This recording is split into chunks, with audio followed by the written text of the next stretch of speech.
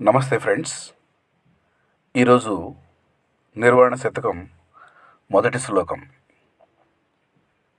మనోబుద్ధ్యహంకారచిత్తాని నాహం నచ శ్రోత్రజిహ్వే నచ ఘ్రాణనేత్రే నచ వ్యోమభూమిర్న తేజో న వాయుః చిదానందరూపః శివోహం శివోహం.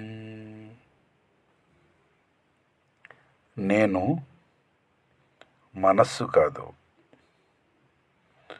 బుద్ధి కాదు, అహంకారం కాదు, చిత్తము కాదు. నేను చెవి, నాలుక, ముక్కు, కళ్ళు కూడా కాదు. నేను ఆకాశం కాదు, భూమి కాదు, అగ్ని కాదు, వాయువు కాదు. నేను సచ్చిదానంద స్వరూపుడను, శివుడను శివుడను శివుడను.